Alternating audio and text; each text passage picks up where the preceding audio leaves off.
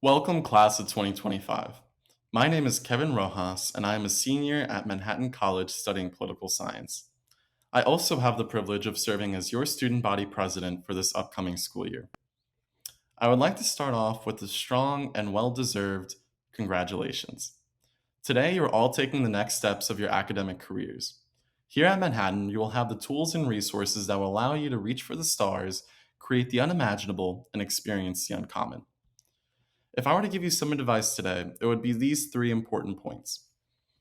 Enjoy the ride. Your time in Manhattan will open you up to countless opportunities and possibilities.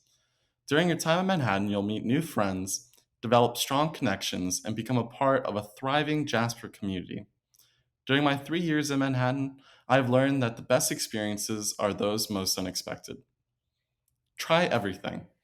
One of the beauties of Manhattan College is its diverse array of clubs, teams, and cultural groups. Here you could rock the theater stage with MC players, catch Division I games with your friends, or even run for political office with student government. No matter the club, you'll be able to create some of the most beautiful memories with some pretty great people. Lastly, be safe. For many of you, this will be your first real experience away from home. While it might seem scary at first, this time of your life will teach you a lot about yourself as an individual.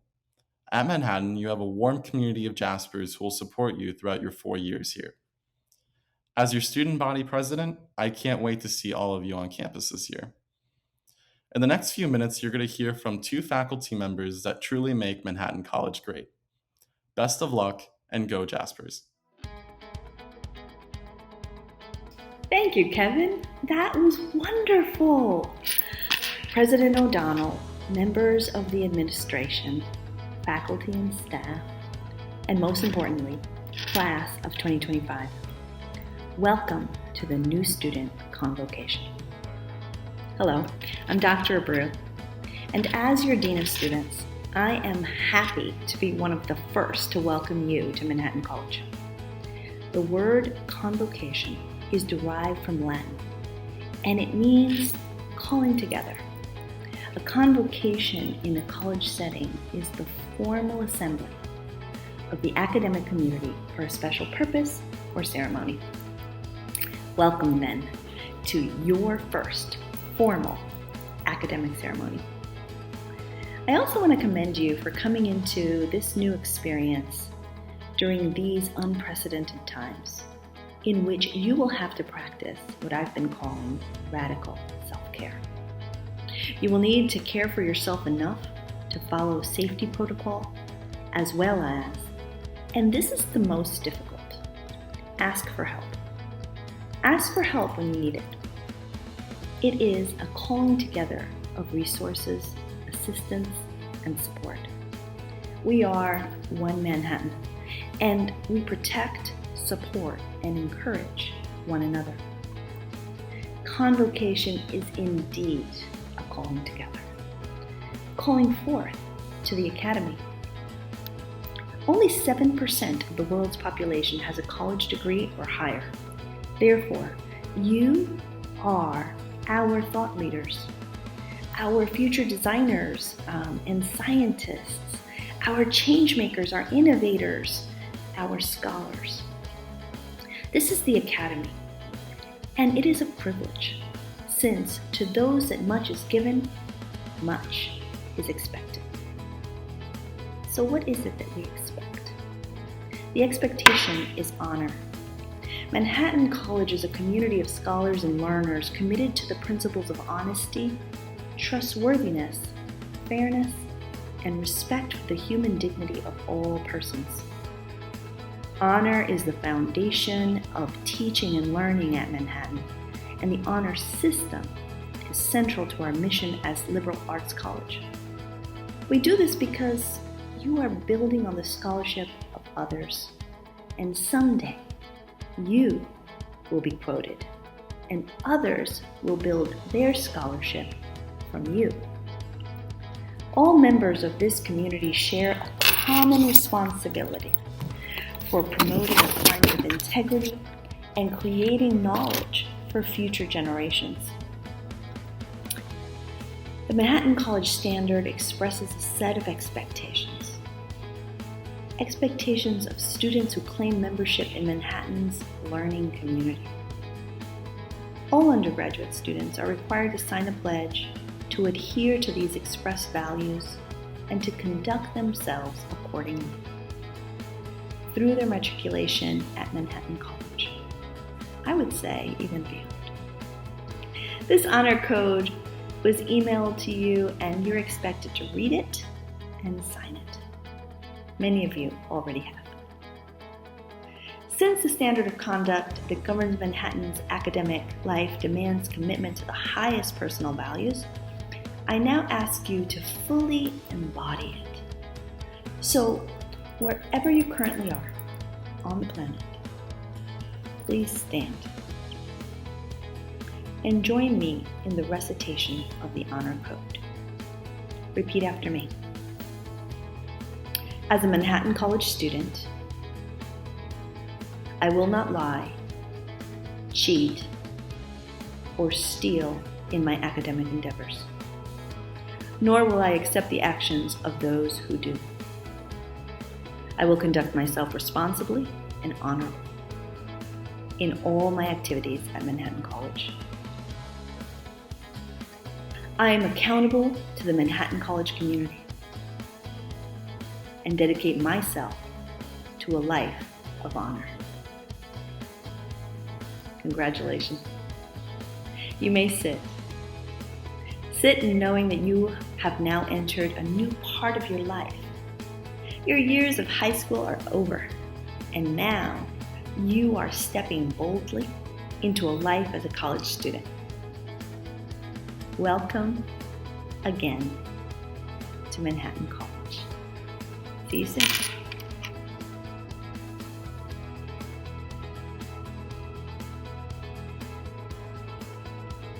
Hello. On behalf of the faculty of Manhattan College, I'm thrilled to welcome you. My name is Poonam Arora, and it is really exciting for me to have a chance to speak with this year's incoming class. As chair of the Management and Marketing Department in the O'Malley School of Business, I don't often get to see all of you except at commencement. So I want to thank President O'Donnell, Dina Brew, and her incredible team for this opportunity. I also want to thank Dina Brew for her thoughtful words that we should all take to heart. I have been at Manhattan now for well over a decade, and given how fast the years have flown by, let me assure you that we will be at your commencement before you know it. But I don't want to talk today about your destination. I want to talk about your journey. Ralph Waldo Emerson wrote, "Life is a journey, not a destination." I prefer the more colloquial version, "The journey is the destination," and that perhaps is most true for college years. As someone who attended a very small undergraduate school in Europe, I remember being a first year, though I really don't want to admit how many years ago that was. My goal was to get into a big name school for my graduate degree in the US, and I was well in my second year before I realized that in focusing so much on my goal, I was missing out on the privilege of what I was going through. I shifted my mindset and became more mindful of the journey that I was on. I'm guessing you're at Manhattan because you know that college helps you land better paying jobs and opens a lot of doors. That's a valid reason, but I hope that's not your only one. A degree will certainly get you a better living, but as an Indian educator once said, the true purpose of education is a better life. And that involves a lot more than a good job. Will you be prepared for that better life when you leave here? Today, I want to challenge or dare you to be mindful of your college journey and become prepared for when you leave. To help, I have a set of 3 dares for you. You can think of it as your dare trinity. First, I dare you to be happy. I know that's not so easy during this unprecedented and unusual time, but here's the real catch. Research shows that we are terrible, and I mean really terrible, at predicting what will make us happy. Daniel Wegner at Harvard ran an experiment asking people who had just won the lottery to think about how happy they might be in a year. And then he asked people who had lost the use of a limb the same exact question. If I were to ask you that question right now, I think your answer would be to predict that you'd be a lot happier having won the lottery than having lost the use of a limb. It turns out that reality is very different. When the level of happiness was measured for people who had actually won the lottery or lost a limb a year prior, there was no difference in their reported levels of happiness. Humans are incredibly resilient. We can make anything work for us. Long-term happiness, research shows, doesn't actually come from making more money or having a good job. It actually comes from living with a purpose. Warren Buffett, one of the best investors of our age, refers to this as building the ark. When Noah builds the ark, he has an incredible sense of purpose, and the ark doesn't just save his family, it also helps others. So when I'm daring you to be happy, I'm asking you to find your purpose, to try things in the safe environment of this wonderful Italian institution where you will be fully supported. Take that class that stretches you. Talk to someone who just wouldn't have been your type in high school. Join an activity to help someone you never meet otherwise.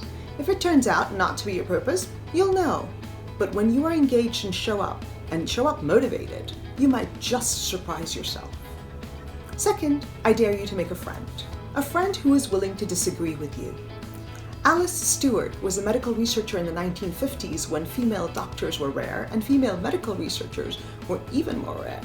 She discovered that the increase seen in childhood cancers in the US and UK at that time was largely because pregnant women were being x-rayed.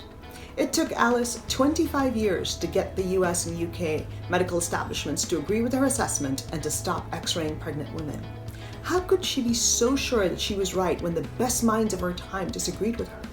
She had a friend, George Neal. George was a statistician who made it his job to prove Alice wrong. And the more he failed at proving Alice wrong, the more sure she was that she was right. When we look for disconfirmation, we learn the truth behind our beliefs, and therefore our values. Are they just veils we hide behind, or are they the reality, the fabric of our being? Can you handle the truth? And can you speak the truth to power? I dare you to learn how. Third, I dare you to build your muscles, and I mean all your muscles. I grew up in Rome, so I really do believe in the Roman saying, a sound mind in a sound body. We're pretty good at taking care of our bodies, or at least talking about taking care of them. We could all use more exercise and mindfulness in this day and age, radical self-care. But I want to talk about the bundle of nerves that I'm going to inaccurately call a muscle, our brain. My apologies in advance to all the biology pre-med majors, but bear with me. According to one of my professors, Carol Dweck, we think our brain is fixed instead of something that can be developed. We categorize ourselves by saying, I'm a people person, I'm a right-brained person, I'm a left-brained person, and we limit ourselves. So I dare you to think of your entire brain as malleable and growing and fully available to you. Carol Dweck's research shows that when you apply this expansive mindset to your brain, it grows, and does so in surprising ways. It allows you to persevere like Alice Stewart, to be purposeful, and to not give up when you encounter failure. It also allows you to love what you thought you could never do. I am a social scientist who was surprised to find out that she loves numbers. Flex your brain and you might be surprised at what you learn about yourself. That was 3 dares, but you don't have to take me on my list. In fact, here's a 4th one. Write up a list for yourself. Do it today and put it up. And I've got one last dare for you. I dare you to take me up on these dares and then stop my office in De La Salle Hall and share your stories with me. I look forward to meeting many, hopefully most of you, over the next 4 years. And once again, welcome to Manhattan College and what I hope will be the 4 most adventurous years of your life. Thank you.